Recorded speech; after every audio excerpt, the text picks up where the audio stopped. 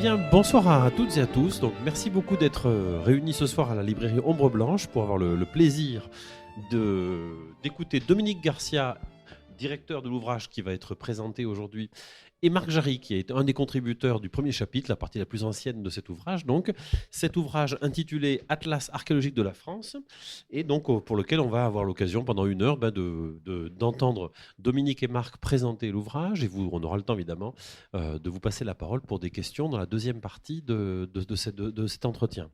Alors, je présente rapidement nos deux intervenants, que peut-être vous connaissez déjà, mais peut-être pas dans le détail. Donc, Dominique Garcia, là, qui est à ma droite, donc, qui a dirigé cet ouvrage. Donc, au départ, est Montpellier, enfin, du coup, la région de Montpellier, si je ne dis pas de bêtises, fait ses études. Oui, bien, Montpellier, voilà. je dirais que je suis de Clermont-Lérault, mais à Toulouse. Oui, voilà, on peut dire, voilà. Voilà. Avec l'anamorphose, là, même si on est précis sur les cartes maintenant, tu vois, on va pas, voilà, il ne Presque, s'agit pas de. presque. Voilà. Mais en tout cas, voilà, donc la région de Montpellier, pas trop loin en tout cas. Donc, tu fais tes études à Montpellier et tu te spécialises en proto-histoire. Et tu vas ensuite, d'ailleurs, avoir des activités proto-historiques dans la région très importantes, notamment la direction du site de Latte, pour citer un des sites emblématiques, évidemment, sur lequel tu as travaillé, mais tu as travaillé sur bien d'autres encore. Après, tu émigres un petit peu plus vers l'Est jusqu'à Aix, où tu es recruté donc, comme enseignant, comme professeur à Aix. Et en 2014, tu prends la tête d'une institution aujourd'hui absolument centrale dans l'archéologie française, qui est l'INRAP, l'Institut national d'archéologie préventive. Et donc, ça fait 10 ans que tu tiens à la tête de cette institution, effectivement, qui contribue à un renouveau et à une activité archéologique tout à fait déterminante.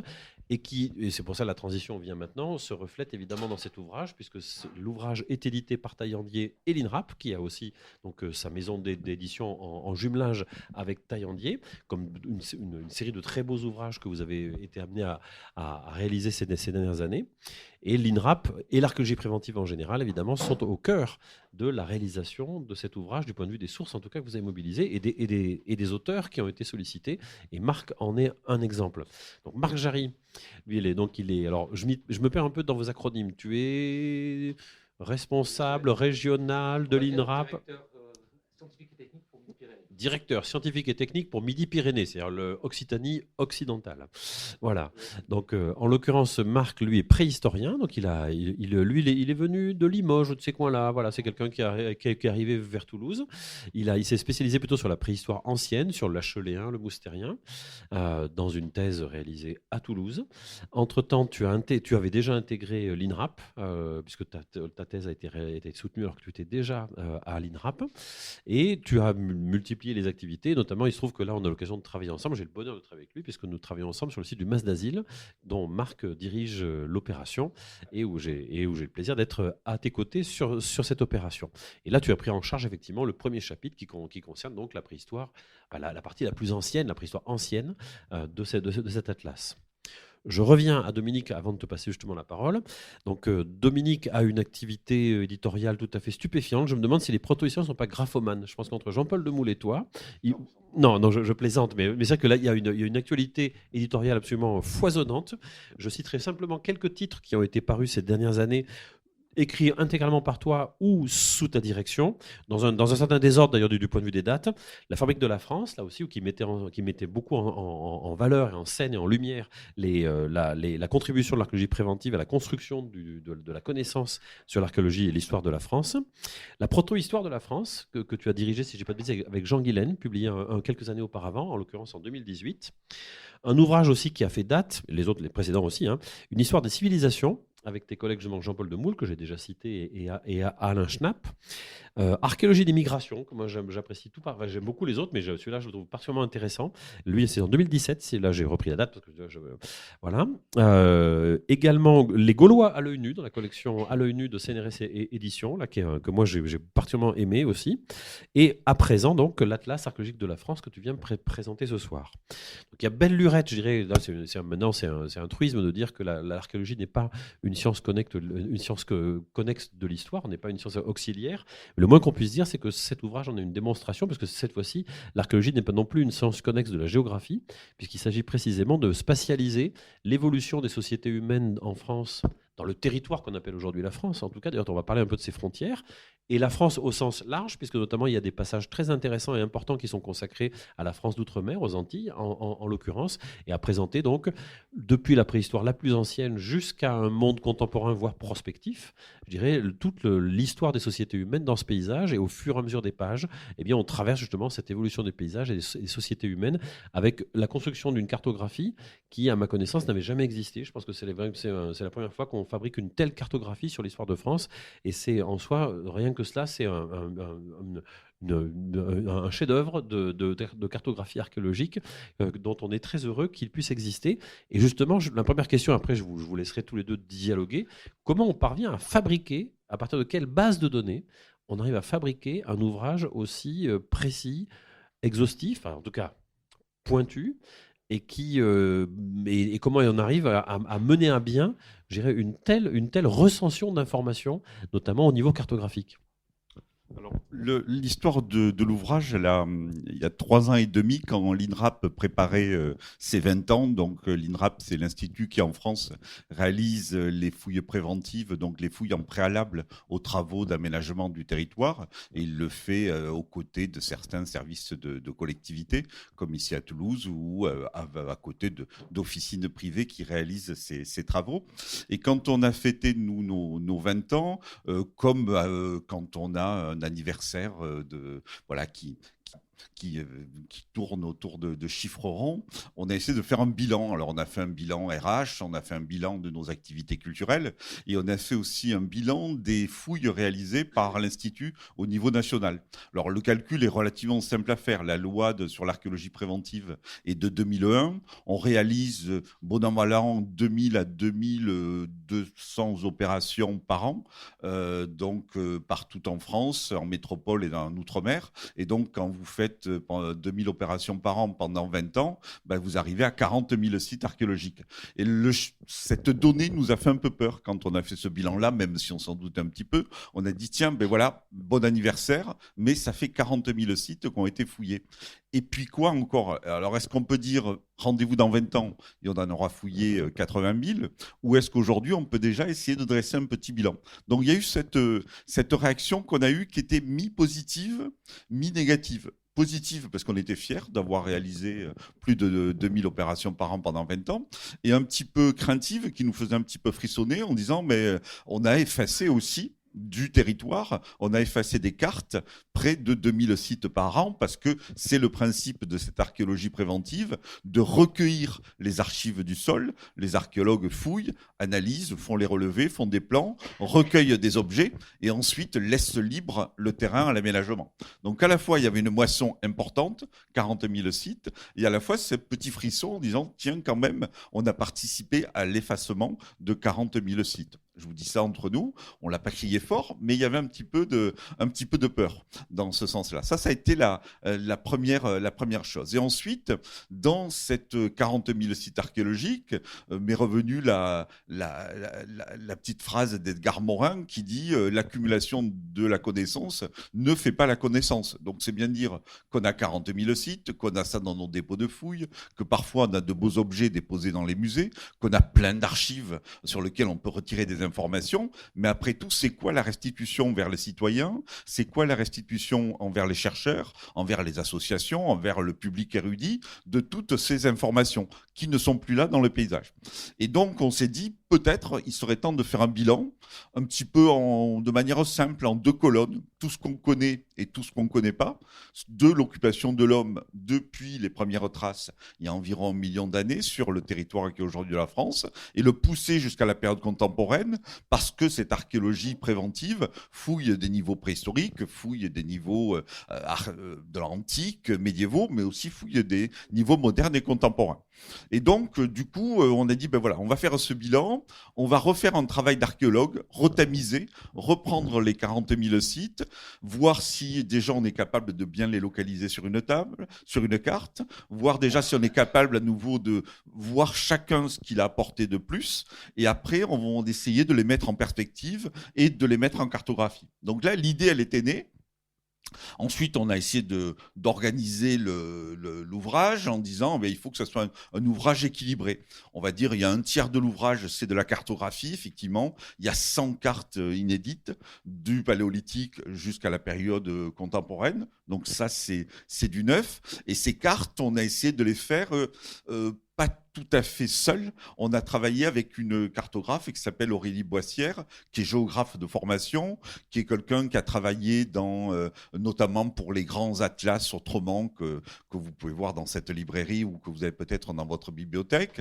Donc, qui fait un travail de cartographie, mais également d'infographie. Celui qu'aujourd'hui on est habitué à voir dans les ouvrages de Christian Gratelou ou dans les journaux. Donc essayer de mettre un petit peu, de faire parler les cartes au-delà de tous les petits points. Et ça a déjà été un travail difficile pour nous archéologues, parce qu'on est habitué un petit peu à mettre des points sur des cartes, à localiser nos découvertes parmi d'autres, mais peut-être pas à les faire parler avec une série de dynamique. À la limite, nos cartes, quand on a fait les premiers jets, elles ressemblaient un petit peu à des panneaux routiers corses après l'ouverture de la chasse. Vous voyez, il y avait des points de partout, donc ça permettait de compter un petit peu tout ce qu'on avait fait, mais en termes d'information, voilà, comme ces panneaux routiers, c'était pas énorme. Donc du coup, on a pris ces cartes-là avec tous les petits points, on a échangé avec elles pour essayer de dire, tiens, sur cette carte-là, voilà l'apport de l'archéologie. Alors, pour le Paléolithique, l'archéologie dit tout, ou presque. Pour l'Antiquité, le Moyen-Âge, elle dit certaines choses. Et pour la période moderne et contemporaine, elle voudrait dire d'autres choses. Et donc, on a dialogué avec elle pour faire un choix de 100 cartes qui permettait au lecteur d'avoir un regard neuf sur cette histoire de France sur le temps long. Donc 100 cartes inédites, ensuite une quinzaine de textes équilibrés, alors où bien entendu le Paléolithique, qui est une période très longue, Marc le rappellera, occupe la même place que l'Antiquité ou le Moyen-Âge. Donc on pourrait se sentir frustré quand on travaille sur des périodes anciennes, mais inversement, c'est la première fois où on a un livre d'histoire qui prend les origines de cette histoire de ce qui est aujourd'hui la France, du début des premières occupations jusqu'à aujourd'hui. Donc à la fois, toutes les périodes sont traitées à la même enseigne, ce qui est sans doute, on pourrait faire mieux, mais ce qui est bien, c'est que c'est la première fois où on a un ouvrage où toutes les périodes sont traitées et on ne se dit pas, tiens, l'histoire de France, elle commence à Vercingétorix, ou elle commence à Anthropocène avec le néolithique, ou elle commence à Charlemagne. Toutes les traces d'occupation sont présentes dans l'ouvrage. Donc ça, c'est pour les textes. Et puis, on a essayé de choisir une iconographie originale. Là aussi, on essaie de prendre ce qu'il y avait de meilleur, vu que ça n'avait jamais été fait, on a un petit peu trié. Alors quand je dis on essaie de prendre ce qu'il y a de meilleur, c'est pas prétentieux quand on est de l'INRAP, parce que ça consistait justement à repousser les fameuses images de l'INRAP dans lesquelles on voit des t-shirts avec marqué recherche archéologique, pour que les images qu'on ait dans l'ouvrage soient des images qui donnent de l'information sur l'objet, sur le site, et que toute l'archéologie nationale soit représentée, parce que même si on a voulu le faire en interne, parce que ça nous faisait plaisir et qu'on a trouvé de l'énergie, ou au départ du moins on a trouvé de l'énergie en interne. En revanche, c'est pas l'atlas de l'INRAP, c'est l'atlas de l'archéologie nationale, puisqu'on a emprunté également les données publiées de nos collègues du CNRS, de l'université, du ministère de la Culture, des boîtes privées, des collectivités, et on a pris tout ce qui était disponible pour le mettre en carte de cette manière-là. Donc ça, c'est le cadre du bouquin. Voilà, une quinzaine de chapitres, la volonté d'être synthétique. On a travaillé avec une éditrice qui s'appelle Judith Simoni, qui est l'éditrice qui aujourd'hui travaille chez Talandier, mais qui avant était chez Belin. Vous savez, qui a fait la fameuse collection avec toutes les grandes périodes chez Belin, donc qui est une éditrice. À Paris, on dit rigoureuse. Ici, on dirait pénible. Elle nous a... Sympathique aussi. Et sympathique. Et sympathique aussi, mais c'était dur. C'est-à-dire qu'en fin de compte, voilà, elle posait des questions, on en parlera tout à l'heure pour pointer les manques. Les textes, elle ne les a pas validés, elle les a regardés attentivement, discuté tout le vocabulaire pour que les mots soient justement rigoureux et précis et qu'ils puissent être lus et utiles à tous. Et donc, vraiment, elle a apporté beaucoup. C'est un ouvrage qui est écrit avec une quinzaine de mains, mais en revanche, de la première à la dernière page, je pense que le lecteur lecteur sans justement la patte de l'éditrice qui, dans le vocabulaire, dans la forme de présentation, dans les usages des précis pour différentes périodes, a su tirer le meilleur. À ce niveau-là, voilà, là aussi, je n'y suis pour rien, mais je suis assez fier du boulot qui a été fait. Après, j'arrêterai sur le cadre de l'ouvrage. Il a fallu aussi le justifier en disant mais c'est quoi cette histoire de vouloir faire un atlas archéologique de la France? Parce que les limites aujourd'hui de la France, qu'est-ce que ça veut dire pour le Moyen-Âge? Qu'est-ce que ça veut dire pour l'Antiquité? Qu'est-ce que ça veut dire pour le Néolithique? Et donc du coup, on a fait un pas de côté qui me semble être du coup intéressant, et ça je le revendique, c'est de dire on va prendre le territoire de ce qui est aujourd'hui la France comme un laboratoire à ciel ouvert. Comme si on dessinait, comme un archéologue sur un terrain qui ne peut pas tout fouiller, dessine des carrés et dit je vais travailler sur ce carré. Et ce carré que j'ai choisi va me permettre d'en savoir plus sur ce qu'il y a dans le carré, mais également sur ce qu'il y a autour. Donc on a pris la France non pas pour alimenter un roman national, non pas pour dire le premier français il était là et le deuxième était là-bas, non pas pour effacer justement les différences territoriales, mais bien on a pris la France comme un laboratoire à ciel ouvert et dans lequel on pouvait réfléchir à ce qu'il y avait à l'intérieur des frontières actuelles, mais du coup réfléchir à travers le temps comment avaient évolué ces frontières et comment les cultures à travers le temps avaient aussi transformé les espaces. Le deuxième parti qu'on a pris, qui me semble original et donc critiquable, et on verra tout à l'heure les zones blanches et les failles dans le dispositif, c'est que cette archéologie dont on parlait tout à l'heure, cette archéologie préventive, est également une archéologie intersite. Voilà, tous, quand on a commencé, enfin du moins les plus âgés, donc moi, d'entre vous, quand on a fouillé, on travaillait sur un site, sur un château, sur un oppidum, sur une villa, et puis c'était l'endroit où vivaient les contemporains, où on cultivait. L'archéologie préventive, parce qu'elle a étudié sur des grands linéaires, le long des autoroutes, le long des TGV, le long des gazoducs, a fait que ça a transformé la vision qu'on pouvait avoir d'un site archéologique et devenu également archéologique ce qu'il y avait entre les sites classiques, entre les villas, entre les grottes, etc. Et donc ça a permis, d'avoir des informations sur les paysages, et leur évolution à travers le temps, et de dire, tiens, ces monuments que l'on fouille, c'est pas des choses qui sont figées dans des paysages éternels, et c'est pas les paysages qu'ont fait les cultures, mais c'est bien les cultures qu'ont fait les paysages. Donc on a essayé comme ça d'aborder ça, et puis de donner dans cet ouvrage une lecture géographique en disant, ben voilà, l'action de l'homme sur le milieu, et puis également, pour des périodes anciennes, comment les problèmes de climat avaient joué, etc. Autre élément pour ces éléments de frontières, on a inclus également les territoires ultramarins. Et là, fallait aussi le justifier. Dire en quoi aujourd'hui étudier les Antilles ou la Guyane, ce qui pourrait être entre nous les miettes d'un empire colonial, en quoi ça a du sens par rapport à des gens qui vont traiter du paléolithique ou du néolithique. Et ça aussi, on l'a fait, parce que la loi s'applique bien heureusement, sur les territoires ultramarins.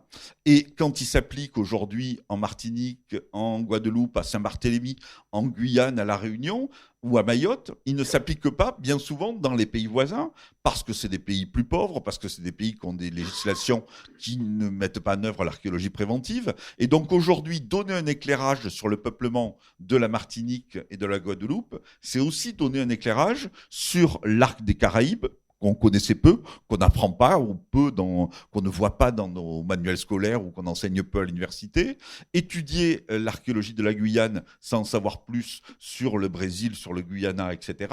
Et donc ça nous semblait intéressant de montrer que présenter les résultats de l'archéologie dans ce secteur, c'était aussi donner un éclairage régional. Et à ce sens-là, donc donner à cet ouvrage une dimension plus forte qui était, on travaille sur le territoire national, mais l'archéologie nationale permet aussi d'éclairer l'histoire de certaines régions du globe.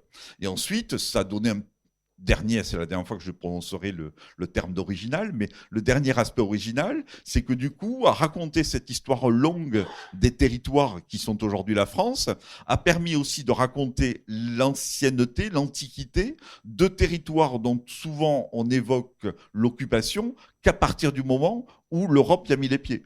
Grosso modo, quand on parle de la Guyane, on en parle à partir de la fin du XVe ou du XVIe siècle. Même chose pour les Antilles, tandis que là, en prenant en compte l'ensemble des données, eh ben, on raconte l'histoire du peuplement des Caraïbes, l'histoire du peuplement de la Guyane, idem pour la Réunion un petit peu pour Mayotte. Et donc, ça donne comme ça, je pense, un éclairage culturel qui n'est pas inintéressant, y compris dans des réflexions plus larges, un petit peu tendance aujourd'hui sur la chute des civilisations, sur l'Anthropocène. Enfin voilà, l'INRAP a eu la chance, moi quand je suis allé là, j'étais émerveillé d'aller, on est ici à Toulouse, le CNES est bien implanté à Kourou, et à Kourou, l'INRAP a eu la chance de fouiller sous le pas de tir d'Ariane 6 et de Soyouz. Bon, Soyouz, il ne faut plus en parler, mais on a fouillé.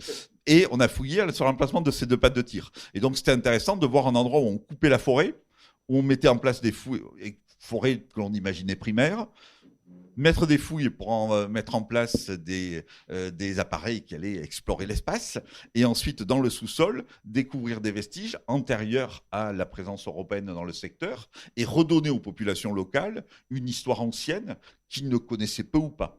Et donc ça, c'est à la fois une aventure archéologique, administrative et liée à l'archéologie qu'on pratique, mais qui peut avoir du sens. Donc voilà un petit peu le débat, c'est-à-dire c'était présenter les résultats de l'archéologie nationale, montrer qu'elle pouvait nourrir effectivement des aspects sur la géographie, sur l'histoire, sur la construction des territoires, l'éclairer avec un outil qu'on utilise tous aujourd'hui en lisant les journaux, qui est la cartographie ou l'infographie, faire un état de l'art de ce qu'on savait.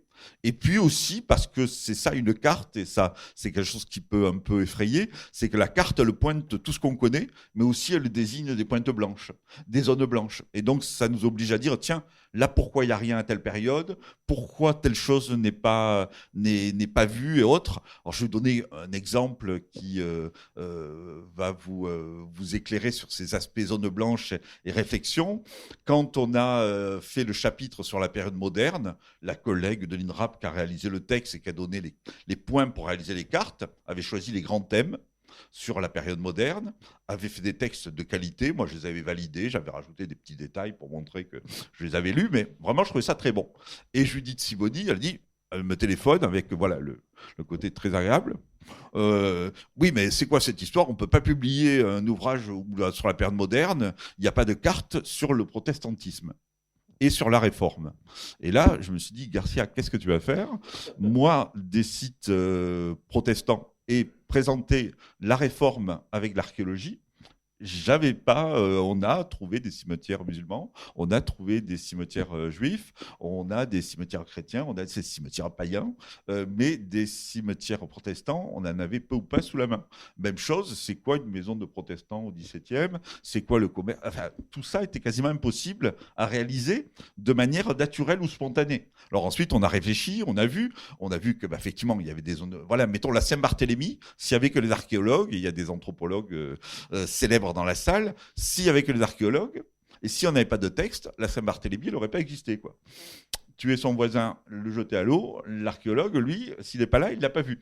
Et donc, du coup, mettons pour la réforme, on a fait une carte qui a du sens, qui montre les endroits éclairés par les données historiques, parce qu'il fallait quand même le rappeler, et on ne pouvait pas avoir un livre sans les rappels, bien entendu, historiques. On a marqué les quelques témoignages où l'archéologie apporte un petit peu, et on a aussi illustré du coup la contre-réforme.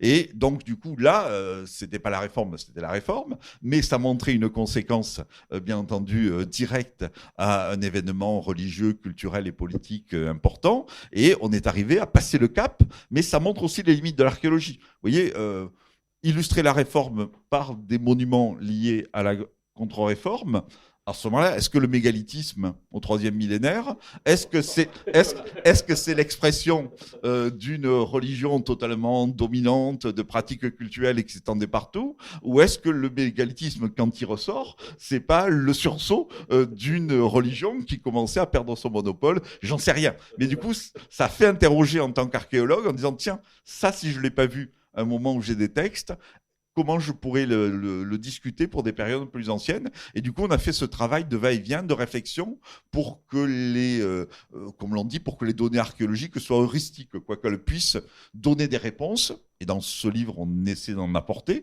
mais aussi qu'elle pose des questions et que les questions ne soient pas si mauvaises que ça. Voilà un petit peu. J'étais un peu trop longué. Mais le plus grand défi, donc j'ai donné la parole à Marc, c'était pour chaque chapitre, donc que vous pourrez voir, la quinzaine de chapitres, il y a chaque fois une carte qui présente toutes les données sur lesquelles on a travaillé. Donc une carte avec beaucoup de points, sans doute trop, mais qui nous donne la base d'informations sur lesquelles on a travaillé. C'est le contrôle qualité dont je parlais tout à l'heure. Voilà, le passage au tamis des sites. Ensuite, il y a des thèmes qui ont été choisis. On va dire une dizaine, voilà, par période. Certains parce qu'ils paraissent, on doit les présenter comme une évidence. Certains parce qu'ils pouvaient paraître neufs. Parfois parce qu'ils nous ont fait plaisir, en disant voilà, qu'est-ce qu'on peut faire dire à nos sites archéologiques. Et chaque fois, en début de chapitre, il y a une carte qui, elle, par contre, voit d'une manière un peu plus large. Marc va vous en parler. Pour l'histoire de l'humanité, on sait très bien que voilà, l'homme moderne et avant lui, les autres populations venaient d'Afrique. Donc, par définition, on a une carte qui présente les rapports entre ce qu'on appelle aujourd'hui l'Afrique et l'Europe, et puis les différentes sorties d'Afrique et les différentes espèces aussi d'hominidés retrouvées en Afrique. Donc ça, c'est cette carte qui démarre, et ensuite on zoome, on va dire, sur ce qui est aujourd'hui la France. On fait la même chose pour le néolithique. On montre une carte qui présente les différents foyers de néolithisation à travers le temps et les différents produits animaux, végétaux qui ont été domestiqués à travers le monde. Et ensuite, on zoome sur l'espace français pour voir comment le néolithique est visible ici. On fait pareil pour l'âge du bronze en prenant l'Europe. On fait pareil, bien entendu, pour l'Antiquité avec la Méditerranée. Et chaque fois, donc, on commence vers quelque chose qui fait là, voilà, tout ce qu'on doit savoir en une carte sur la période. Et ensuite, on rentre à l'intérieur pour dire en quoi l'archéologie peut nourrir la réflexion, peut poser des questions et peut permettre d'aller un peu plus loin. Bah, c'est vrai que quand tu m'as contacté il y a 3 ans maintenant, parce qu'il y a 3 ans avec Marc Bouéron, moi j'étais hyper enthousiaste sur ce jeu. Tu as été le dernier à remettre les manuscrits, mais tu as été le premier. Ouais. Oui, parce que ça demande beaucoup de travail, c'est plus d'1 million d'années, et les autres ils ont des périodes toutes petites. Voilà, moi je suis toujours très enthousiaste, et je me rappelle qu'on m'appelait, moi, oui, je n'avais pas mesuré à ce moment-là la quantité de travail que ça pouvait représenter, parce que autant faire ce nuage de points des sites qu'on fouille à l'INRAP depuis 20 ans. Heureusement, on a une mémoire à l'INRAP, on a l'informatique à l'INRAP et on a la capacité assez vite à repérer toutes les opérations, les communes où elles ont été faites. Donc là, on a le nuage de points. Et ensuite, c'était assez évident de retrouver dans les rapports où est-ce que c'était positif, quel était le résultat de la fouille, quelle période, etc. Ça, c'était je dirais, c'était presque le plus facile. Bien que c'est surtout Marc qui s'est attaqué à ce travail-là, sur verser tout ça dans un SIG, parce qu'en fait, ça fait 20 ans qu'on existe à l'INRAP, mais on existait aussi avant avec l'Association pour les fouilles archéologiques nationales. On a une mémoire livresque et de rapports qui est énorme. L'informatique et les SIG, c'est plus récent, donc on a eu beaucoup de choses qu'il a fallu racheter pour le réintégrer dans un SIG, dans un système d'information géographique, c'est-à-dire sortir de nos rapports les données qui permettaient de faire une carte. Donc ça a été un gros travail, mais somme toute, ça prend du temps, mais c'est pas difficile. Je dois avouer que la difficulté que j'ai eue moi, après, ça a été d'essayer d'intégrer ça dans un contexte qui n'est pas que celui de la préventive, qui est celui aussi de ce qu'on appelle nous l'archéologie programmée, qui est la recherche normale hors des grands travaux. Voilà. Et là, c'est là que déjà c'est plus long, parce que la recherche en préhistoire, elle a maintenant plus de 150 ans, et donc il y a 150 ans de mémoire à fouiller. Et par contre, j'ai pas trouvé, ou rarement, des synthèses. Je vous rappelle t'avoir rappelé pour te dire, François, aide-moi. Est-ce que tu as une liste des sites aurignaciens en France? Est-ce que tu as une liste des sites? Et j'ai contacté les collègues pour avoir ces sites-là qu'on fouille depuis 100 ans. On ne pouvait pas tout mettre. Donc, il y a eu un choix à faire sur des sites plutôt emblématiques. Et j'en suis sûr que, même s'ils ne m'en font pas part, j'en suis sûr qu'il y a des collègues qui doivent m'envoyer des foudres en me disant « Mais tu m'as oublié, il y a tel site qui est oublié. » Je sais qu'il y a des collègues qui ont eu ça. On a oublié des sites forcément, mais c'est tellement une myriade de sites. Mais voilà, la difficulté, ça a été ça, c'est d'essayer d'intégrer cette recherche hors INRAP et avant l'INRAP à ce regard-là, parce qu'on ne pouvait pas simplement se contenter de regarder ce qu'on a fait nous. C'est bien ce qu'on a fait, et il y a des apports qui sont conséquents, notamment sur ce que disait Dominique, sur cette recherche entre les sites, parce qu'effectivement, si on faisait la cartographie des sites des années découvertes jusqu'aux années 60, en archéologie en France, on aurait pour la préhistoire une carte des zones carstifiables, c'est-à-dire une carte des zones où il y a des grottes en France. grosso modo. Il y a des sites aussi en plein air qui ont été trouvés, qui ont été fouillés dans la région parisienne, des sites importants, mais on serait quand même assez focalisé sur les grottes. Si on parle aux citoyens français, même européens, normal, on lui parle de où est-ce qu'il y a de la préhistoire en France, c'est la Dordogne. Oui, la Dordogne, il y a surtout des grottes. Et donc, il y a de la préhistoire. Donc, la difficulté, ça a été donc de rassembler ces données hors de l'INRAP. Et c'est, voilà, après, Dominique le disait, il a fallu choisir un certain nombre de thématiques en partant du plus large. C'est vrai qu'au début, je ne sais pas si c'était bien conçu comme tel, mais je me disais, on ne peut pas parler de l'occupation préhistorique de la France et paléolithique de la France sans partir aux origines et sans se faire une première carte qui va dézoomer et où on va aller loin, on va aller jusqu'à ce regard sur le continent africain. On n'a pas inclus le continent asiatique, même si la préhistoire en Asie existe, mais c'était l'idée, c'est de voir qu'est-ce qui, avant l'Europe, avant la France, qu'est-ce qui fait l'humanité. Voilà, c'est pour ça que là aussi, au début, je me suis dit, ouais, c'est facile, entre guillemets, on sait tous, maintenant, il y a Lucie, il y a ça, il y a deux trucs. Mais j'ai dit, mais comment on peut cartographier, comment on peut faire quelque chose d'original? Et tu vois, je réutilise le mot que tu ne voulais pas redire. Comment on fait quelque chose d'original pour cartographier cette origine? Parce on voit, il suffit de taper sur Google, hein, on trouve facilement des cartes de peuplement. On va aussi facilement trouver aussi des arbres généalogiques. Et je me dis, mais comment on pourrait essayer de coupler les deux? Alors, c'est ce qu'on a essayé avec la cartographe. Et je dirais que ça a été très difficile. La preuve, c'est que c'est la modification majeure qui a été faite entre la première édition et la deuxième. C'est que ça a été très difficile d'essayer de concevoir un document original où on aurait à la fois un arbre de nos origines et en même temps une cartographie de ces origines qui pourrait se parler, se répondre. Quand on est, comme moi, spécialiste de la technologie lithique des industries néandertaliennes et pré-néandertaliennes de France et spécifiquement du Midi toulousain, on n'est pas forcément non plus spécialiste de toutes les spécialités qui font la préhistoire. Je ne suis pas paléoanthropologue, donc il a fallu là aussi, sur cette partie-là, aller chercher de la donnée, aller inventorier.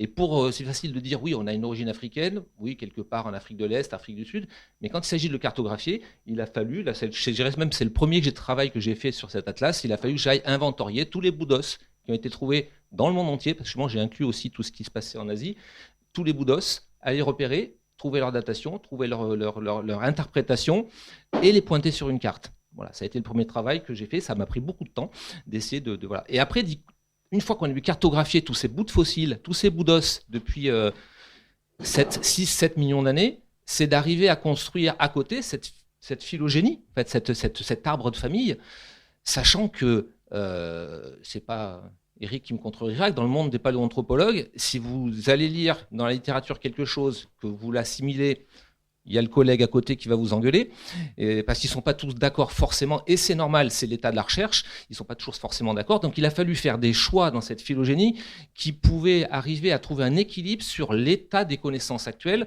en essayant de froisser personne, et donc c'est un travail, ça paraît... Voilà, quand on voit la vieille image du singe qui se redresse, qui passe par Erectus et qui devient Sapiens, ça, c'est une image qui est désuète. Maintenant, on a plus une espèce de... On n'a même plus un arbre, on a un buisson avec des branches de partout qui tombent, qui repoussent, ça devient quelque chose qui est très fouillis. Et pour moi, ça a été un gros travail passionnant d'essayer de visualiser cet arbre. Alors du coup, c'est pas un arbre, c'est plutôt des grosses patates au final. Parce qu'en fait, c'est des espèces de patates où on passe pas forcément de l'un à l'autre. Est-ce que Paranthrope, là, notre petit cousin éloigné, est-ce que Paranthrope, maintenant, on sait qu'il fait plus partie de notre lignée, mais on peut pas ne pas le mettre parce que ça reste un préhumain. Ça reste de la famille, en fait, donc on ne pouvait pas ignorer nos cousins. Donc voilà, il y a eu ce travail-là, donc sur ces premières cartes d'origine depuis l'Afrique, puis la serait la deuxième carte de peuplement de l'Europe. Alors là aussi, la difficulté, c'est la même. On ne peut pas mettre tous les sites fouillés en Europe, donc je me suis plutôt focalisé sur les sites ayant livré des vestiges humains, et des vestiges anciens. Et puis cette carte, elle est vouée à être fausse. D'ailleurs, elle est déjà fausse depuis hier, puisqu'il y a un article dans Nature qui est sorti hier, qu'ils ont daté en Ukraine, le site de Korolevo, à 1,4 million. Mince, il manque un point sur la carte. Voilà, jusqu'à présent, on n'avait pas ce point-là. On avait 1,7 million en Géorgie et on avait 1,2 million en Espagne. Et entre les deux, on n'avait pas grand-chose. Et là, on va mettre un point supplémentaire depuis hier. Voilà, c'est des Tchèques qui ont réussi à faire cette datation avec des collègues français d'ailleurs. Donc voilà, c'est difficile de figer une carte. Moi, c'est la difficulté que j'ai trouvée. C'est comment figer une carte. Après, une carte de l'environnement. Là aussi, je me suis dit, des cartes sur l'environnement, qu'est-ce qu'on fait ? Là, c'était une discussion assez âpre avec notre éditrice, c'est qu'on a tendance à représenter la préhistoire comme il fait froid, c'est des Esquimaux. Bon, Or, la préhistoire, c'est des fluctuations climatiques avec des moments qui étaient plus chauds que l'actuel. Et donc, réduire la préhistoire à la période froide, c'était difficile parce que ça continuait à véhiculer cette image des pauvres Esquimaux qui survivent comme ils peuvent en tuant quelques rennes et quelques bisons. Donc, mais en même temps, si j'avais fait une carte des périodes interglaciaires, il suffisait de prendre la carte géographique actuelle de la France et on l'avait. Donc il y a eu toute une discussion sur comment on représente. Alors, le choix qui a été fait, c'est de présenter le maximum glaciaire. Il y a environ 20 000 ans. Et ce choix a été fait alors que le texte en parle peu. C'était l'idée. C'est que si je faisais une carte de la France actuelle, ça apporte pas grand-chose à la cartographie. Oui, il y a du noisetier, il y a du chêne. Donc on va partir du maximum, qui est le maximum glaciaire d'il y a 20 000 ans, mais en précisant bien, et j'espère que ce sera saisi, que ce n'est qu'un état et que la préhistoire, c'est pas que des Esquimaux, c'est aussi des moments où en Europe, il y a des animaux adaptés au chaud, il y a des rhinocéros, il y a des bestioles qui sont habituées à des climats beaucoup plus chauds qu'à l'actuel. Ça, c'était la carte environnement. Là aussi, cette carte-là, c'est une synthèse. C'est une synthèse d'état des connaissances. Je sais que depuis, il y a des choses qui avancent. Mais voilà, même depuis que la carte a été faite, il y a des choses qui avancent. Il y a la carte des Leuses, elle a évolué. Il y a des nouveaux Leuses qui ont été trouvés. Il y a la calotte glaciaire. Il a fallu faire une synthèse entre la calotte glaciaire qui couvre l'Angleterre sur la carte. Vous le verrez. Il y a le maximum. Moi, j'ai voulu représenter le maximum du froid. Le maximum du froid. Si on regarde les courbes climatiques, c'est plutôt vers 18 000 ans, à peu près. Il se trouve que le maximum de la calotte glaciaire en Angleterre, c'est à 27 000. Donc la carte synthétise un certain nombre de données sur un espace large. L'exercice était difficile, mais on a fait ce choix-là de représenter le maximum pour bien se dire que c'est le maximum. Et d'essayer après de se dire, mais il y a aussi d'autres périodes beaucoup plus tempérées.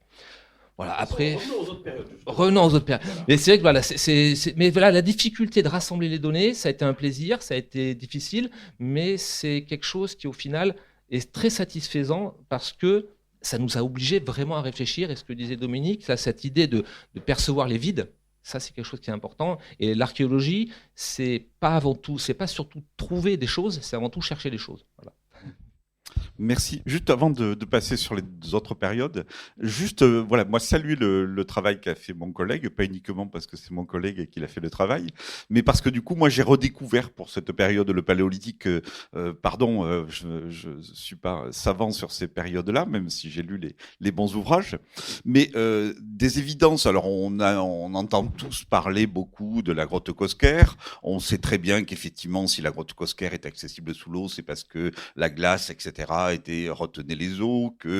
Mais du coup, moi, une carte de ce qui est aujourd'hui la France vers 20 000 ans, effectivement, je l'avais pas sous les yeux.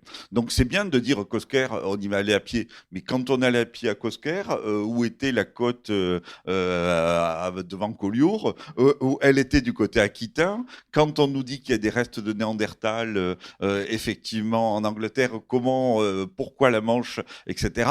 Donc ça, c'est important. Même chose, on a tous, pour les non-spécialistes, dans le côté mystérieux du mammouth, du rhinocéros à poil laineux, les mettre sur une carte et montrer qu'ils sont contemporains aussi d'espèces qui nous sont un peu plus proches, c'est pas inintéressant. Et puis, ce qu'a dit Marc rapidement, mais que moi j'ai trouvé être une prouesse, c'est vrai que si on va dans la rue, qu'on demande aux gens qui n'ont pas lu tous les bons ouvrages, où on peut trouver de l'art préhistorique, ils vous diront, allez à Cosquer, allez à Lascaux, allez voir la grotte Chauvet, et puis comme ça, parce que les hommes préhistoriques, ils allaient au fond des grottes pour peindre et dessiner. Or, sur cette carte, il y a une carte qui nous présente les découvertes qui ont été faites au Rocher de l'Impératrice, en Bretagne, qui ont été faites à Angoulême, qui ont été faites en région parisienne, qui ont été faites à Amiens, et qui montrent que l'homme préhistorique faisait de l'art, pas uniquement au fond des grottes, même si le plus beau ou le mieux conservé se retrouvait dans cet espace-là. Et donc ça, la carte, elle permet comme ça de présenter des choses neuves. Et dernier point, parce que Marc insistait sur les découvertes récentes et ce qui était publié, là aussi, quand on n'est pas spécialiste, on se dit, mais c'est quoi cette période, le paléolithique, où chaque 3 mois, il y a un scoop? On aimerait bien, pour la proto-histoire, pour les Gaulois, d'avoir un scoop chaque 3 mois. Et en fin de compte, c'est parce qu'on réalise que les données, pour le moment, sont encore pas assez nombreuses, qu'il n'y a pas assez de chercheurs, pas assez de fouilles, et que, globalement, quand on réfléchit à quelque chose les données se compteraient sur les doigts d'une main d'un menuisier en fin de carrière, quoi. Donc, on se dit, tiens, il n'y a peu de choses. Donc, dès qu'on en trouve un de plus, ben, c'est un point de plus sur la carte. Et du coup, ça refait bouger tout ça. Donc, du coup, l'avoir à plat, l'avoir sur une carte, ça permet à chacun de dire voilà tout ce qu'on sait. Et là aussi, tiens, là, on pourra avoir quelque chose. Là, il pourrait y avoir une information. Et donc, il y a comme ça une carte, un peu comme les atlas qu'on aimait quand on était petit. À un moment donné, on rentre dans l'atlas, on va sous le point et on s'imagine. Et donc là, ça permet de poser ces questions-là. Pour les autres périodes, donc voilà, il y a le néolithique ici à Toulouse avec l'équipe du CNRS et de l'université qui travaille sur ces thématiques-là. Vous êtes les mieux renseignés au monde ou quasiment sur le néolithique, mais justement c'est une collègue rattachée à votre équipe, Muriel Gandelin, qui travaille beaucoup avec Jean Guilaine, qui a travaillé sur le néolithique, avec là aussi des éléments que je trouve intéressant de le cartographier. On a tous appris en cours le néolithique avec les deux mouvements, le cardial par la Méditerranée, le rubané qui vient par le nord-est de la France. Mais moi, j'avais pas réalisé, alors mon manque de culture va être flagrant, que celui qui est arrivé par la Méditerranée, ben, c'est des gens qui étaient néolithiques, ils partaient d'Italie, et quand ils arrivent sur les côtes du Languedoc, ils sont toujours néolithiques, et ils rencontrent des gens qui ne l'étaient pas, alors que le rubané, c'est pas des gens qui sont partis de chez eux, des Balkans néolithiques, et qui sont arrivés en Alsace néolithique, c'est des gens qui ont influencé par leur pratique tout le long, et c'est pas les mêmes qui se sont déplacés. Bon, ça paraît une évidence une fois que moi je vous le résume bêtement, mais sur la carte, c'est intéressant avec la chronologie, c'est intéressant par rapport au tracé, et ça explique ensuite ces divisions nord-sud et ces formes de culture et cet impact énorme qui a été le néolithique avec la domestication des espèces animales et végétales, qui n'a pas été fait d'une manière ou d'une autre. Donc si on balaye comme ça à partir de mes souvenirs à moi, pour l'âge du bronze, réfléchir à une échelle euro-méditerranéenne, dire tiens, le paléolithique, c'est les gens qui découvrent des espaces. Le néolithique, c'est la domestication d'espèces locales et l'importation de quelques espèces étrangères. Pour l'âge du bronze, l'enjeu, le nerf de la guerre, c'est le métal. Or, les gîtes de cuivre et les gisements d'étain ne sont pas répartis partout de la même manière, avec la même densité d'un point de vue européen. Donc là, du coup, à partir de l'âge du bronze, on fait presque de la géopolitique. On se dit, tiens, pourquoi les gens sont là ? Pourquoi une civilisation se développe plus rapidement ici ? Pourquoi il va y avoir des conflits et des traces de conflits dans tel secteur ? Parce qu'il y a l'étain, parce qu'il y a le cuivre. Et donc ça, je trouve que la cartographie, un petit peu comme aujourd'hui on regarde malheureusement les combats dans différentes parties du monde, a du sens. Même chose, vous savez, ça a été justement là aussi lancé par les équipes toulousaines. On s'intéresse, on l'a dit tout à l'heure, de plus en plus à l'environnement. Les archéologues récupèrent les charbons de bois, récupèrent les graines, récupèrent les ossements.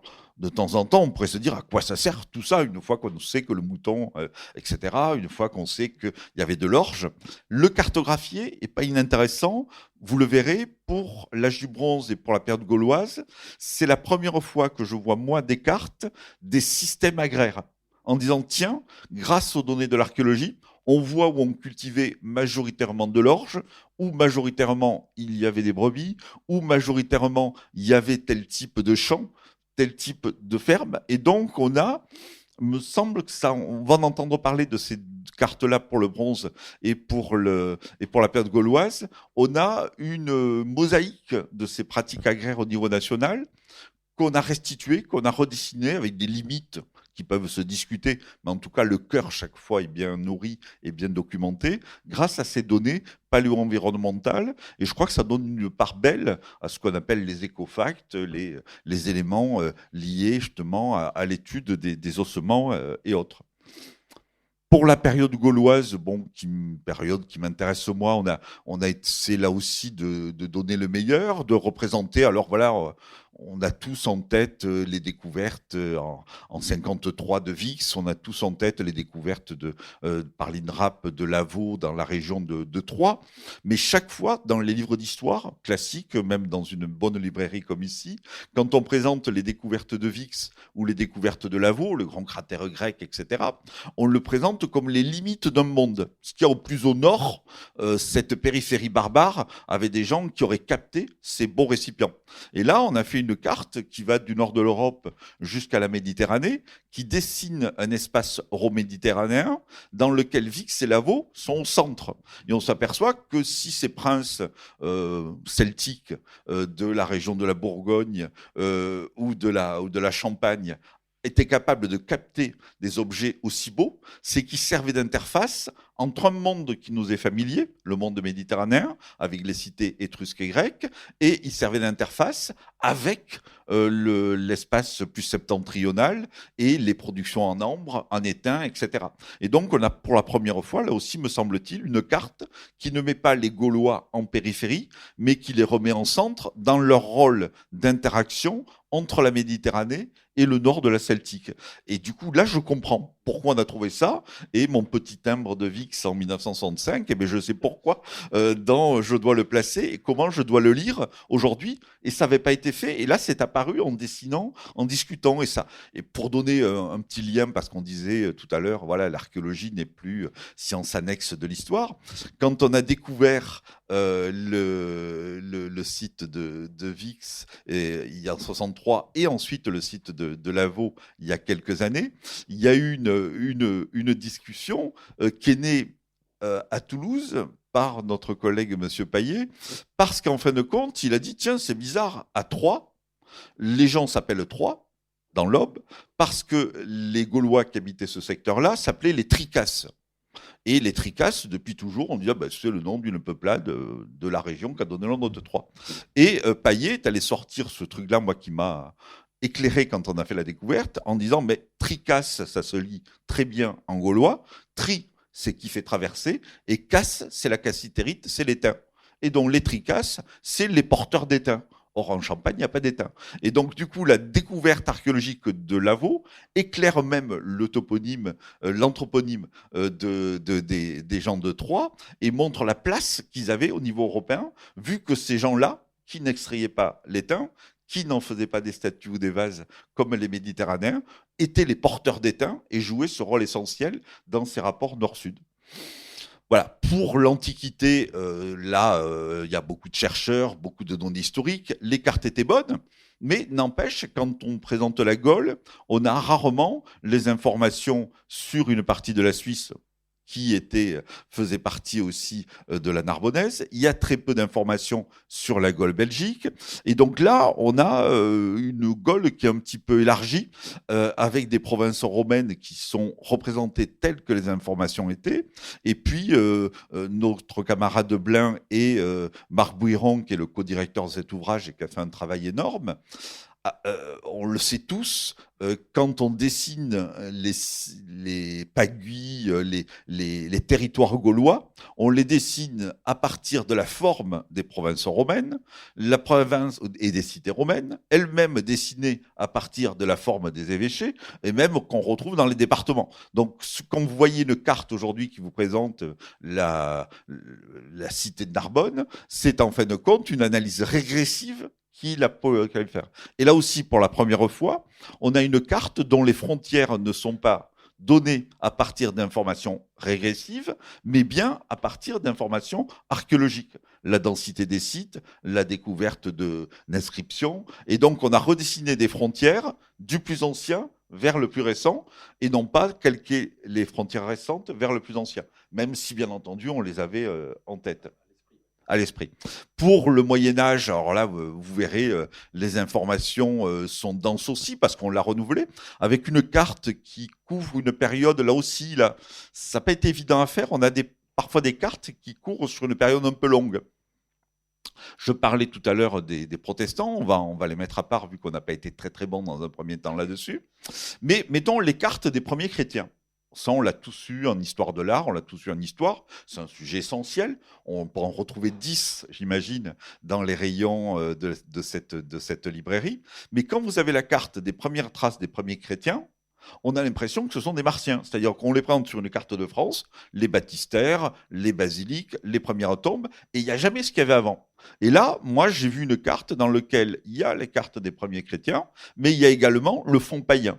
Et donc, on voit comment a émergé la religion chrétienne, comment elle s'est répandue à partir de centres méditerranéens, mais aussi à partir de la vallée de la Seine. On donne une dynamique sur 5 siècles pour montrer comment petit à petit cette religion s'est imposée, mais elle ne s'est pas imposée sur rien, elle s'est imposée sur un fond païen qu'il aille représenter. Et donc là, ça donne de la force de l'archéologie. C'est pas un livre, voilà, la personne qui aurait peut-être été tentée, elle, de dire, tiens, je vais présenter la carte chrétienne, bah, comme il y avait des chapitres avant, bah, elle a tenu compte de ce qu'il y avait avant, et donc ça donnait de l'épaisseur. Et même chose, sur cette carte, on présente les traces des cultes juifs qui maintenant sont bien documentés. Il y a un sarcophage qui a été trouvé à Arles du 1er siècle, il y a des inscriptions qui sont connues, on a une lampe à orgon avec un chandelier à 7 branches qui a été découvert du 1er siècle. Donc on a cette carte païenne avec l'émergence et le développement des cultes chrétiens, dans lequel on a également les traces des cultes juifs qui sont représentés. Et puis on a rajouté les découvertes liées aux cultes musulmans, vu qu'on a fouillé à Nîmes une partie d'une nécropole chrétienne qui contenait 8 tombes de musulmans datés entre le 7e et le 8e après Jésus-Christ. Donc les pratiques funéraires étaient différentes. Les études ADN ont montré que c'était des personnes qui venaient d'Afrique du Nord. Donc ça, c'est bien vu. Plus la documentation qu'on a retrouvée en Roussillon ou dans la région de Béziers par ces occupations-là. Donc sur cette carte, on voit une religion qui est arrivée à s'imposer, la religion chrétienne, la religion qui ensuite s'est effacée, les pratiques païennes, et puis ces cultes qui ont coexisté et qui sont dans un petit peu les zones blanches, là aussi, de l'histoire de France, qui sont représentées sur ces cartes-là. Et puis donc, voilà, période moderne, des aspects qui... Bon, cette année, on va parler à toutes les sauces des Jeux Olympiques et des Jeux. Une carte des châteaux Renaissance n'avait pas beaucoup de sens. Par contre, une carte de l'émergence des Jeux à la Renaissance, ça c'était pas mal. Et notamment, il y a une carte des Jeux de Paume qui est présentée avec une chronologie, les endroits où on les retrouve en France. Et c'est pas inintéressant, on connaît tous la salle du Jeu de Paume, on connaît tous des rues Jeux de Paume, etc.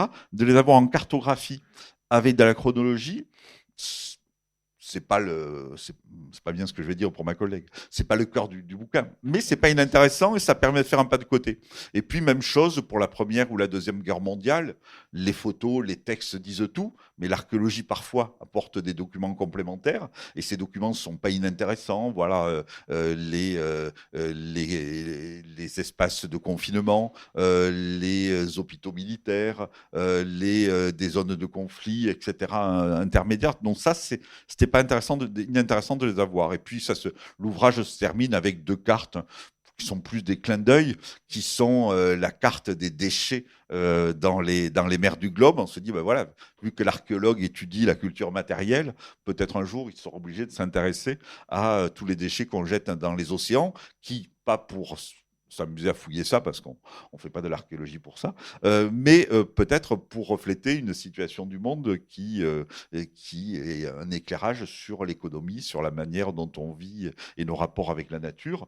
Voire dernier élément, parce que la carte n'était pas inintéressante. Aujourd'hui, effectivement, si l'archéologie, c'est l'étude de la culture matérielle, et on estime que si on a un silex à 1 million, c'est qu'à côté, il y avait un homme qui l'a taillé. Or, aujourd'hui, sur certaines planètes, on envoie des objets sans que les hommes soient présents. Sinon, dans une expérience un peu douteuse lancée par un milliardaire américain récemment, qui est allé envoyer Sud-Afrique, qui est allé envoyer des restes de fossiles humains dans l'atmosphère, mais passons là-dessus. En tout cas, voilà, on a montré comment l'archéologie pouvait éclairer un peu mieux notre histoire, la documenter de manière nouvelle mais modeste, en disant voilà, là on apporte moins, et puis comme ça pour bâtir.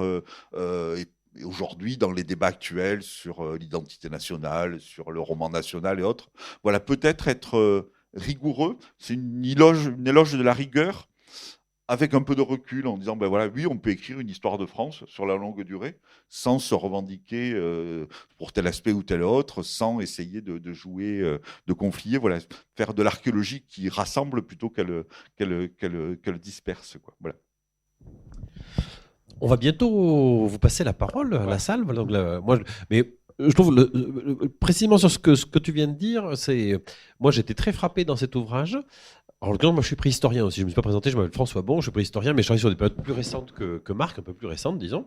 Mais même si on travaille ensemble sur certains contextes. Donc évidemment, j'ai lu avec plaisir le chapitre sur la préhistoire. Mais c'est vrai que les chapitres sur l'époque moderne et contemporaine, j'ai trouvé extrêmement intéressant parce que précisément, c'est vrai que cet ouvrage offre une lecture d'une histoire de France, à travers en tout cas le prisme de l'archéologie.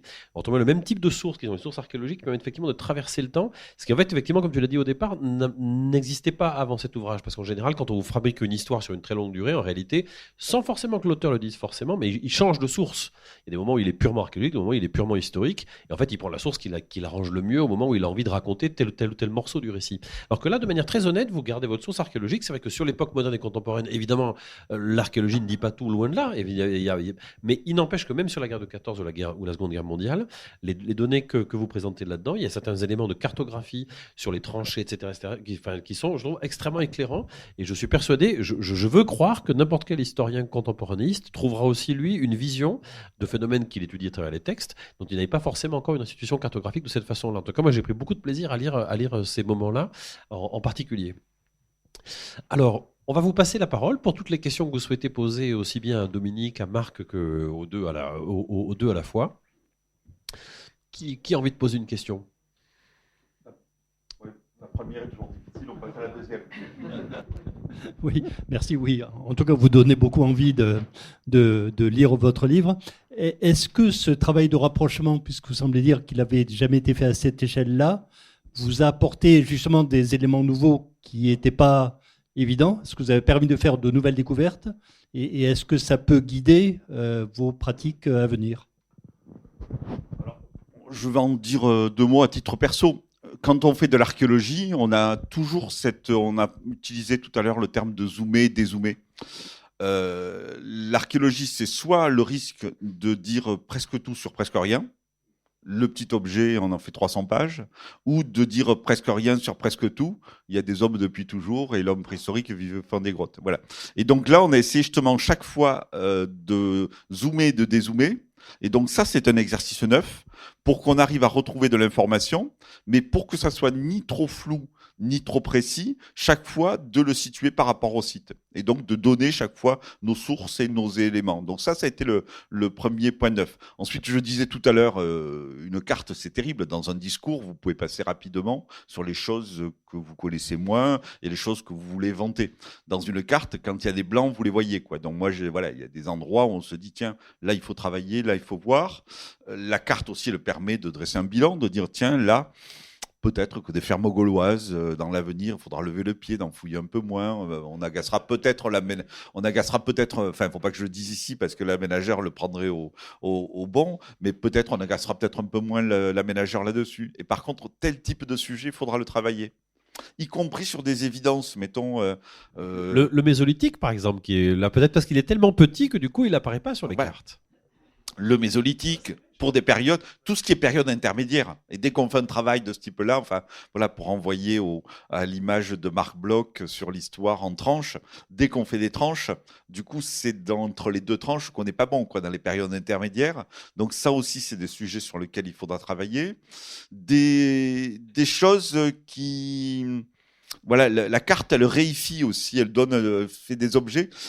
Olivier Blin, que j'ai pas cité, qui est le collègue qui a travaillé sur la période romaine, produit une carte dont au départ, je dis, est-ce que ça vaut le coup de la mettre? La carte des voies romaines. On a l'impression qu'elle est partout, que demain, on pourra faire quelque chose sur la Via Domitia sans souci. Or, quand on regarde les cartes des voies romaines, qui existent, et qui sont généralement bonnes, et là on n'apporterait pas beaucoup plus, parce qu'on a fouillé quelques tronçons, à la limite, sur les techniques de construction, mais pas sur les cartes.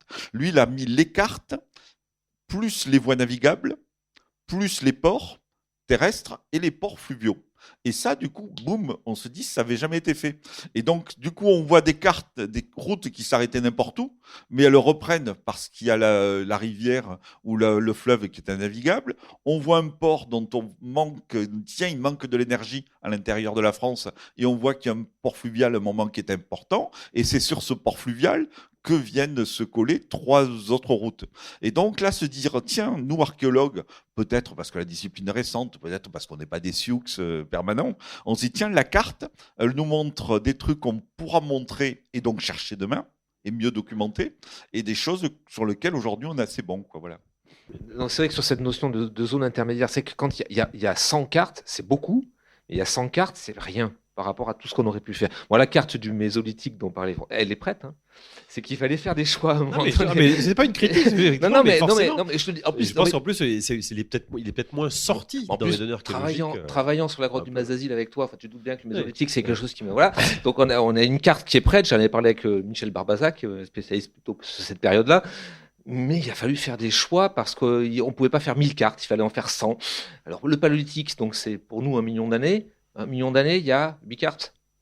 C'est dur. Hein. Et la transition entre Néandertal et Sapiens, voilà, il y a tellement de phases de transition, de phases de flou, qu'il a fallu quand même faire un choix. Mais les Mésolithiques, prochaine fois, promis. Là, tu as été bon quand même dans ta réponse. Imaginez Amélie Nothomb dans cette salle dans 2 mois en disant « Oui, mon bon chapitre pour le bouquin, je l'ai, mais il n'y est pas. Je ne vous l'ai pas mis. » Ouais.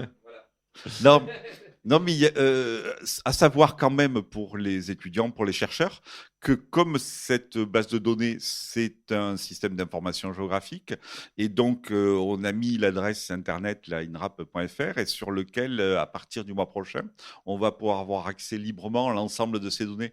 Donc ça veut dire aussi que tout le travail qu'on a fait de contrôle qualité sur les petits points, aujourd'hui, un éditeur, un chercheur, un étudiant, un curieux pourra en savoir plus.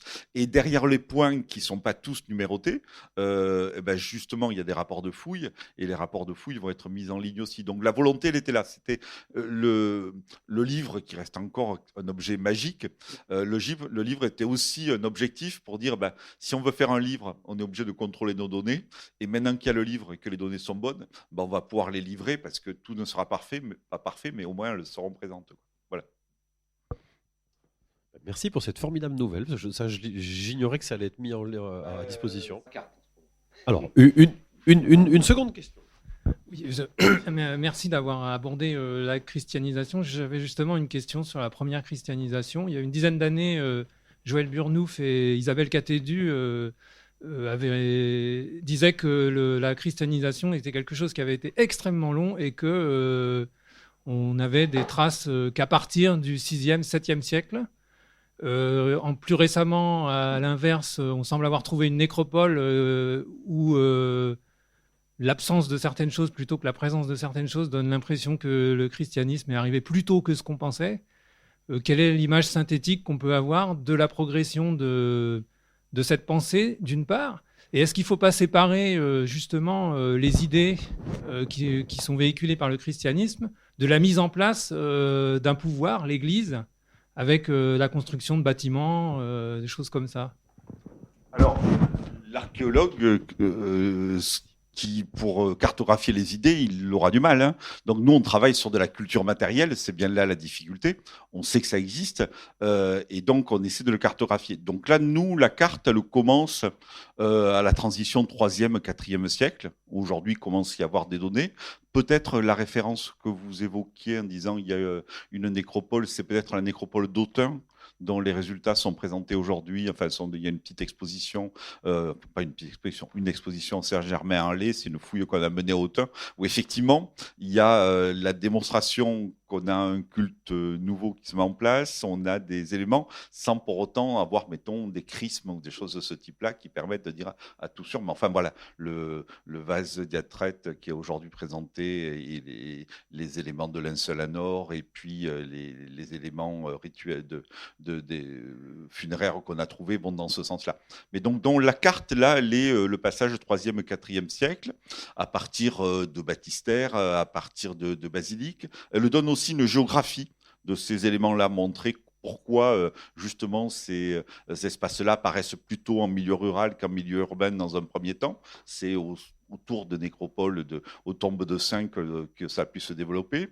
Et donc ça, on le met en place. Mais on est plus dans la trace archéologique, même si ensuite on donne les éléments littéraires, que sur les idées en tant que telles, quoi. Donc là, peut-être qu'effectivement, l'archéologie encore manque d'éléments, manque de points. Mais vous regarderez cette carte, je vous redonnerai la page tout à l'heure, elle me semble assez intéressante. Et on commence à voir les cultes les plus anciens qui se retrouvent dans la région d'Arles, Marseille, remonter la vallée du Rhône. Alors là, pareil, la carte, un peu comme les cartes qu'on voit dans nos journaux, quoi. La carte, elle se fait sur 3-4 siècles, mais ça remonte jusqu'à Lyon, donc les choses soient assez claires. On voit ensuite un mouvement le long de la vallée de la Seine, qui n'est pas inintéressant, et puis on voit certains petits centres un peu plus isolés qui se mettent en place. Voilà. Est-ce que vous avez d'autres... Ah, pardon. Merci. Merci, monsieur. Je voudrais vous poser une question qui va peut-être vous paraître hors sujet, mais c'est par rapport à vos travaux et à la finalité de vos travaux, puisque vous faites de l'archéologie préventive. Est-ce que vous êtes missionné pour aller, forcément, il y a le cas, enfin moi je connais bien le cas de Saint-Cernin, les fouilles qui ont été faites à Saint-Cernin. Enfin, là, vous êtes missionné par le ministère de la Culture, de la culture, je suppose. Bon, pour des grands chantiers autoroutiers ou voies ferrées, pareillement. Donc, vous intervenez parce que vous êtes missionné, mais vous ne pouvez pas vous auto-missionner. En fait, je veux dire, vous n'avez jamais de possibilité, quand bien même vous soupçonneriez qu'en certains endroits, il y aurait peut-être des choses intéressantes. Si, c'est un peu ça. Si on s'auto-missionne, puisque c'est la loi, donc la loi, elle a été votée par l'Assemblée et pour tous les citoyens. Non, pour résumer, cette loi sur l'archéologie préventive, elle rend obligatoire l'analyse des dossiers d'aménagement du territoire. Vous voulez construire une piscine, vous allez normalement demander une autorisation. Et quand vous allez demander l'autorisation de construire votre piscine, les services instructeurs, à la DRAC, mais c'est le préfet qui signe, dira « Tiens, cette dame, elle va construire une piscine, c'est un secteur où il peut y avoir de l'archéologie, donc avant de construire votre piscine, on va demander aux archéologues d'intervenir. » Donc, mais si vous voulez construire une voie de TGV, d'accord? À ce moment-là, c'est la même chose. Vous voulez construire la voie de TGV, vous allez demander, donc vous allez faire un plan précis pour construire votre voie de TGV. Et là, les services instructeurs vont dire on va travailler le long de la voie TGV pour prendre des sujets locaux presque d'actualité. Sur la 69, les archéologues, ben voilà, on a dit qu'on fasse ou qu'on ne fasse pas l'autoroute. En tout cas, il y a un projet. Le projet, il est monté. Et on a dit, il faut qu'on fasse des observations archéologiques. Et on a fait les observations archéologiques là-dessus. Et vous avez trouvé des choses intéressantes? Bon, on a trouvé, comme chaque fois, alors, intéressant. Non, mais par rapport Non, mais ce qui est, donc voilà, partout en France aujourd'hui, quand il y a de l'aménagement, il y a rendu obligatoire qu'il y ait une observation archéologique ou pas, si le secteur est sensible ou pas. En résumé, l'archéologue n'est pas partout, parce qu'il y a des endroits où c'est détruit, des endroits où c'est pas intéressant.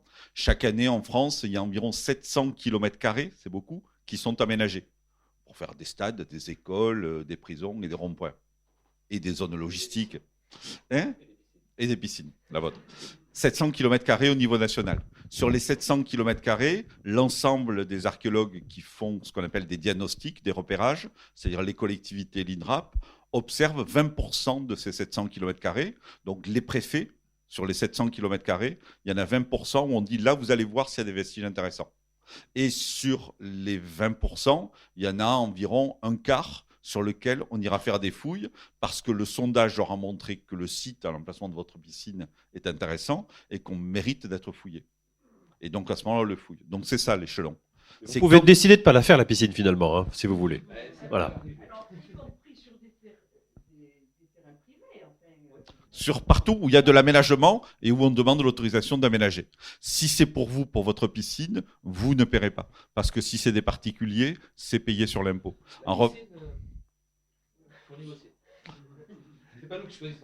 Et si c'est par contre pour construire un immeuble de 4 étages, là en revanche, vous risquez de payer toute partie de la fouille. Quoi, voilà. Peut-être que c'est intéressant pour tout notre auditoire là que vous décriviez la difficulté du diagnostic justement, parce que moi je suis archéologue, mais je suis pas archéologue préventif. Moi, je fais que des fouilles qu'on appelle programmées. Tu l'as cité tout à l'heure. En gros, pour le coup, voilà, je suis spécialiste de telle ou telle période, donc j'ai fouillé des sites sur lesquels j'ai compétence par expérience pour les fouiller. La grande difficulté, je trouve, quand je vais vous voir sur le terrain, où je vais m'admiratif, c'est que quand on est sur un terrain et qu'on fait un grand linéaire et qu'on peut trouver pas forcément tout et n'importe quoi, parce que vous avez déjà des cartes archéologiques qui font que vous savez que vous avez trouvé, et de la géomorphologie, autrement dit des études géologiques qui font que vous savez que vous avez plutôt trouvé telle ou telle période, plus ou moins de chances de trouver tel ou tel type de site. Je trouve que la finesse du diagnostic, et d'ailleurs on voit selon les cartes que peut-être les diagnostics ont influencé considérablement d'ailleurs le fait de faire émerger à tel ou tel endroit de l'archéologie rurale ou d'autres choses. Donc là, ça m'intéresse. Enfin, je trouve que ça pourrait nous intéresser sans doute que vous décriviez un peu la finesse la difficulté de ce qu'est le diagnostic. Quelle stratégie vous mettez en œuvre pour être le plus fin possible au niveau du diag. Alors, la stratégie, elle s'est mise en place depuis maintenant une trentaine d'années. Effectivement, quand on arrive, là, on parlait, voilà, l'autoroute qui nous concerne en ce moment, la 69.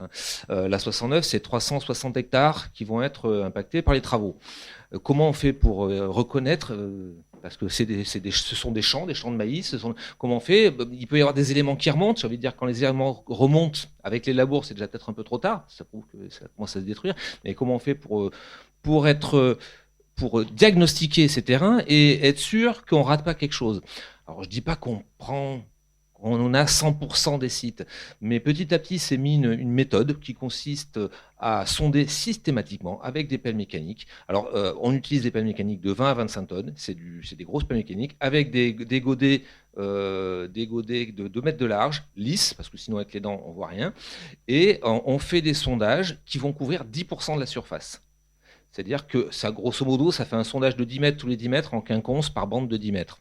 On va se trouver comme ça à peu près 10% de la surface qui va être ouverte. Alors, on ne va pas l'ouvrir d'un coup, mais ça va être ouvert par petits décapages. C'est pour ça qu'on demande un godet lisse. Ce sont les sociétés qui nous fournissent les pelles mécaniques. C'est toujours les mêmes. À Toulouse, en Midi-Pyrénées, on travaille toujours avec la même. Je dirais que les pellistes, les conducteurs de pelles sont quasiment devenus des archéologues parce qu'ils ont la finesse ils sont capables de nous faire un décapage pour nous arrêter à un niveau très précis. S'il y a un élément qui sort, il s'arrête. Voilà. On a des petits décapages d'1 centimètre, d'un demi-centimètre pour aller reconnaître jusqu'à ce qu'on trouve ce qu'on appelle le substrat, c'est-à-dire les couches géologiques où on est sûr que, comme dit mon collègue, que la main de l'homme n'a jamais mis le pied. Mais voilà, donc on se retrouve à faire comme ça une ouverture systématique, voilà, 10%.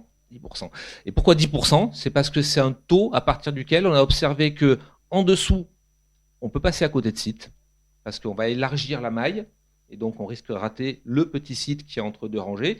Et au-delà de 10%, c'est trop, parce que le site, on l'a déjà découvert. Et ce qu'on va faire, ni plus ni moins qu'avec nos pelles mécaniques, ça reste quand même, c'est de la médecine de guerre qu'on fait là. C'est-à-dire qu'on y va à la pelle mécanique, on y va. L'idée, c'est de sauver des sites. Donc, on doit sonder, on y va avec des pelles mécaniques, parce qu'à la pelle et à la truelle, ce serait impossible.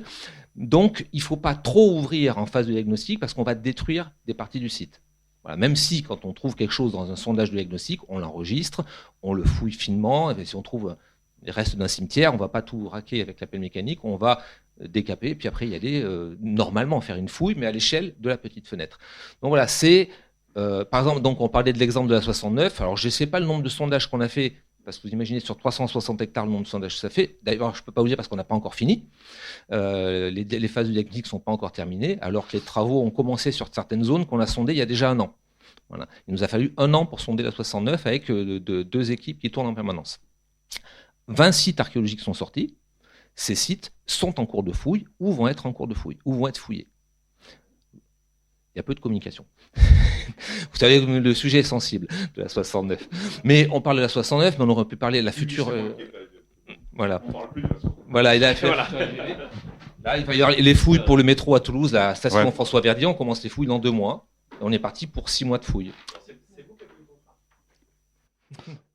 En sachant que le diagnostic, il est fait pour trouver le site, il est fait pour évaluer son niveau de conservation, parce qu'il peut y avoir un site, comme l'a dit mon collègue, mais qui peut être détruit, et ensuite aussi son intérêt. C'est pas parce qu'un site qu'il faut le fouiller. Et inversement, si à l'endroit de votre piscine, on fait un diagnostic, on dit là, il y a un joli site, c'est aussi un outil à la décision. peut-être vous dire, tiens, ma piscine, du coup, je vais la décaler un petit peu et le site, il va être conservé.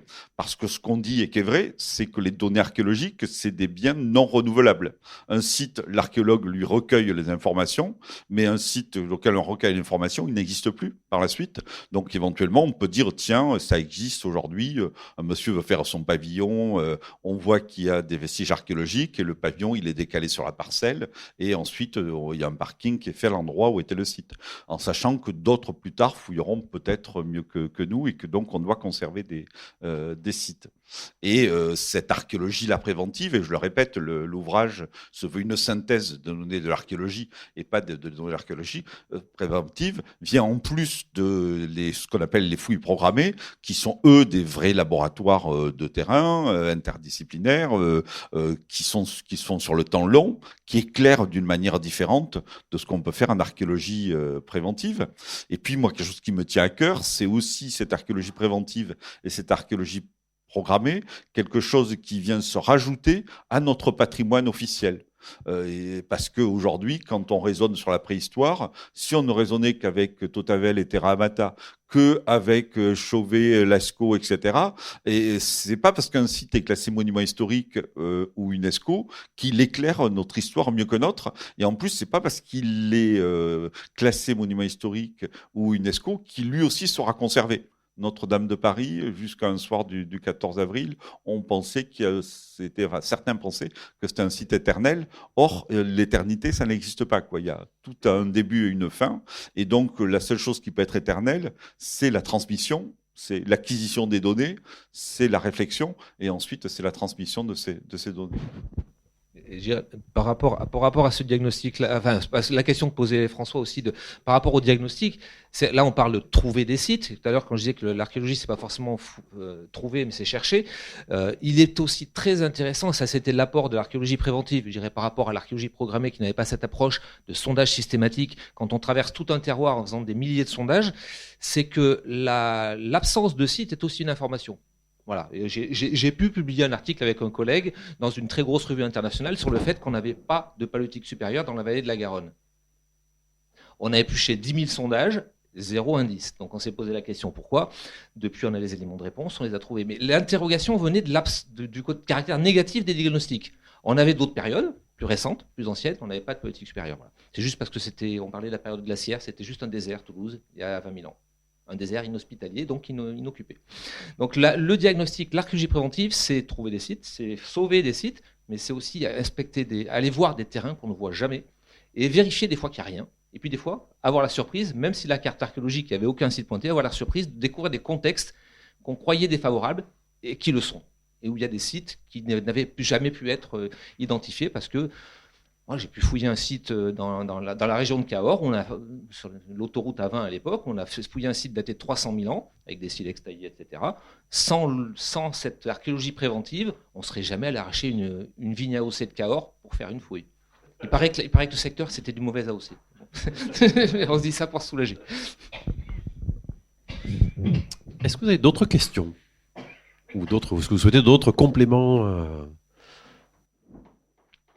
Alors là, on vient de parler vraiment de l'archéologie préventive, mais effectivement, dans le mot INRAP, il y a bien le mot recherche.